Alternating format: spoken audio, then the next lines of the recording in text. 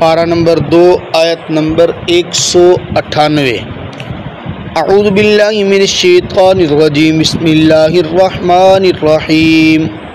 ثم افیضوا من حیث افاض الناس واستغفروا اللہ ان اللہ غفور رحیم۔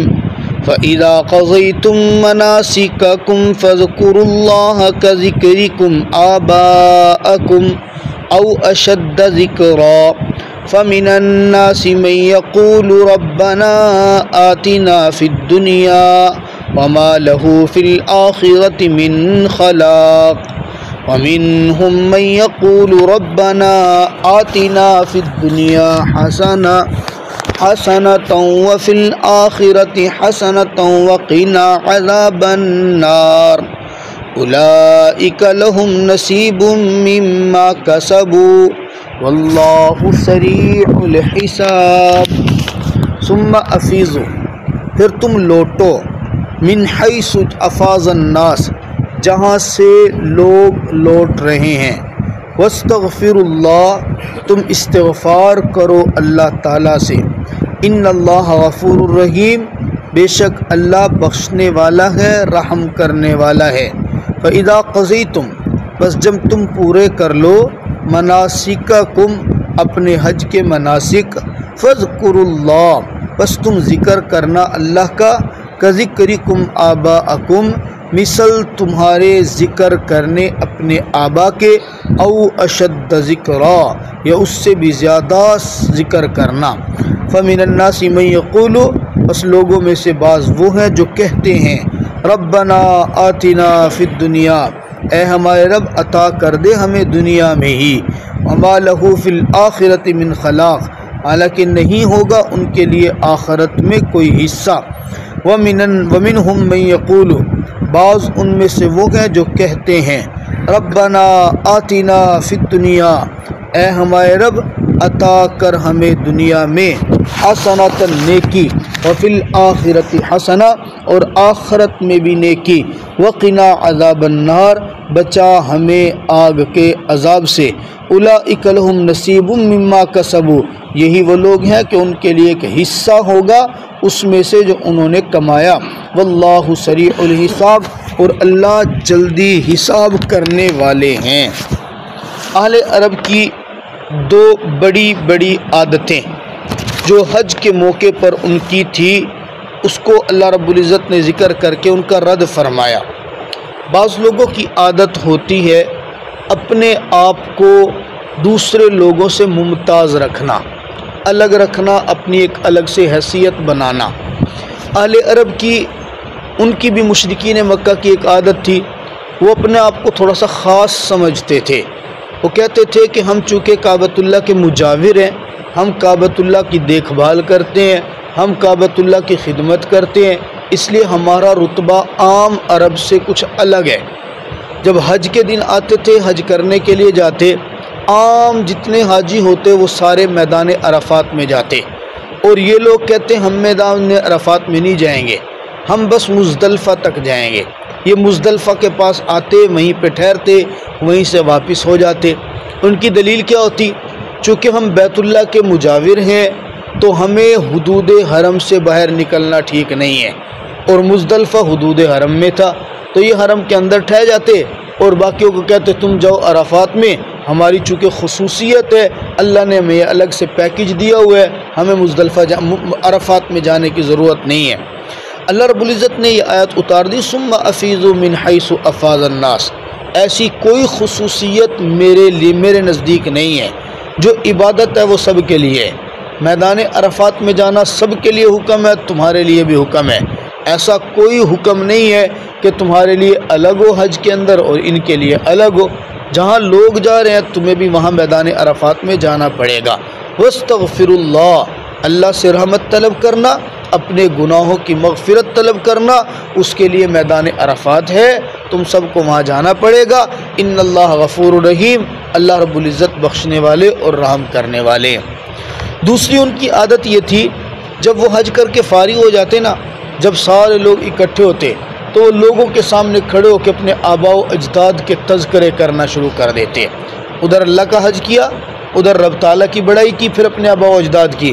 ہمیں دیکھو ہم کون ہیں، ہم وہ ہیں جو کعبۃ اللہ کے مجاور ہیں، کیونکہ ہمارے آباء و اجداد اس کی مجاوری کرتے رہے، ہمارا باپ اتنا بڑا تھا، ہمارا دادا اتنا بڑا تھا، وہ ان کی قوالیاں گانا شروع کرتے۔ اب وہ لوگ جو دور دراز کے علاقوں سے حج کرنے آتے وہ ان کی باتیں سنتے، ان سے بڑے مرعوب ہوتے اور مرعوب ہو کے چلے جاتے۔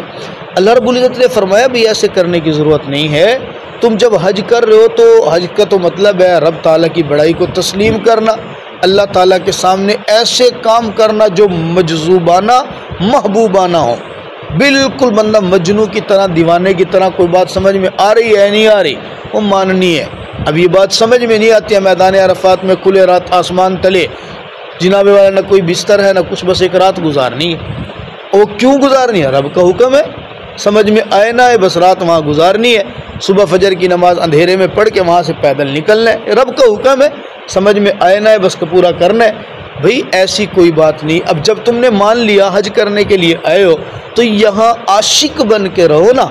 اب حج اللہ کا کرنا ہو اور تذکرے اپنے آباء و اجداد کے کرو، پھر یہ عاشقانہ عبادت تو نہ ہوئی نا، توجہ کسی اور کی طرف۔ اللہ فرماتے ہیں ایسے نہ کرو، فَإِذَا قَضَيْتُم مَّنَاسِكَكُمْ، جب اپنے حج کے افعال پورے کر لو، فَاذْكُرُوا اللَّهَ كَذِكْرِكُمْ آبَاءَكُمْ، پھر ایسے محبت سے رب کے تذکرے کرو نا جیسے محبت سے تم اپنے آباء و اجداد کے کرتے ہو۔ او اشد ذکرا، بلکہ رب سے جو تذکرے محبت کے ہوں وہ آباء و اجداد کی محبت سے بڑھ کے ہونے چاہیے، رب کے تذکرے کرو۔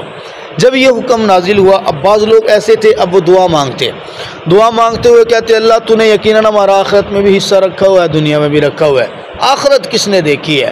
مر جائیں گے، گل جائیں گے، قبر میں بالکل مٹی ہو جائیں گے، ہمیں کیا ضرورت، جو کچھ ہے بس یہی دنیا میں دے۔ منہم من یقول ربنا آتنا فی الدنیا، جو کچھ ہے بس دنیا میں دے دے۔ اللہ فرماتا ہے تو نے دنیا مانگی ہے میں دے دوں گا، کوئی مسئلہ نہیں ہے، لیکن یاد رکھنا ما لہ فی الآخرۃ من خلاق، آخرت میں تیرا ایک ذرہ بھی حصہ نہیں ہوگا۔ ان لوگوں کو دنیا میں مل گیا۔ بعض ایسے ہوتے ہیں، یہ باقاعدہ دعا سکھائی گئی ہے، ہر نماز کے بعد اس دعا کو پڑھا جائے، اور یہاں تک حدیث مبارکہ میں آتا ہے جو بندہ اس دعا کو جس نیت سے پڑھتا ہے اللہ رب العزت اس کی وہ دعا اسی نیت کے لیے قبول فرما لیتے ہیں۔ دعا ربنا آتنا فی الدنیا حسنۃ وفی الآخرۃ حسنۃ وقنا عذاب النار، وقنا آگے پھر وہ تفصیل حدیث کے اندر تو آتی ہے، وقنا عذاب القبر وقنا عذاب الحشر وقنا عذاب المیزان، یہاں پہ صرف اتنا ہے وقنا عذاب النار، حدیث مبارکہ میں تفصیل سے ہے۔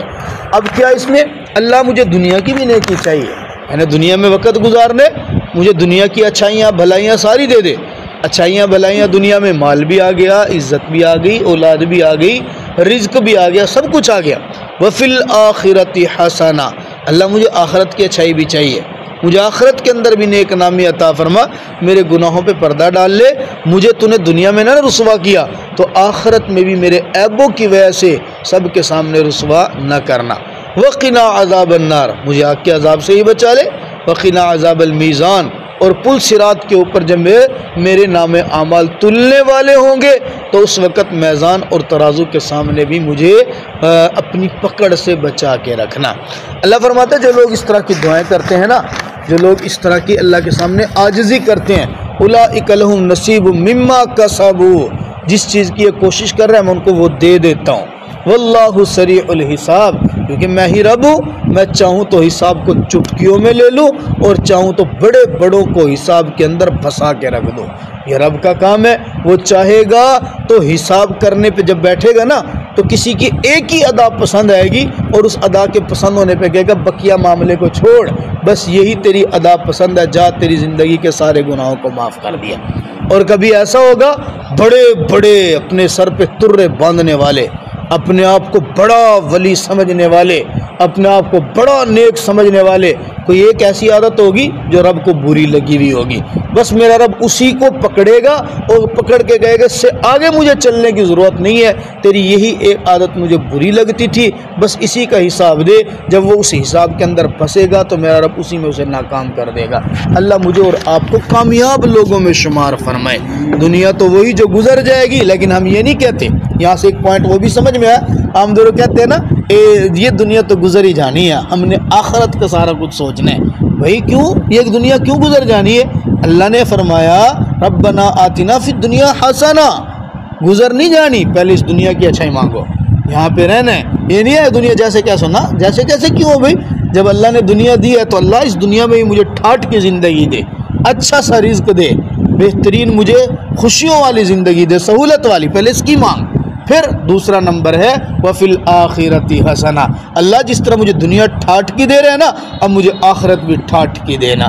اللہ مجھے آخرت کے معاملات بھی میرے سوکھے کرنا، یا اللہ یہاں کا رزق تو نے سوکھا لکھا نا، میں جو چاہتا تھا مل جاتا تھا، جو چاہتا تھا پہن لیتا تھا، جہاں چاہتا تھا چپ کر کے چلا جاتا تھا۔ اللہ جب تو دنیا میں مجھے ٹھاٹ کی دے رہا ہے تو میری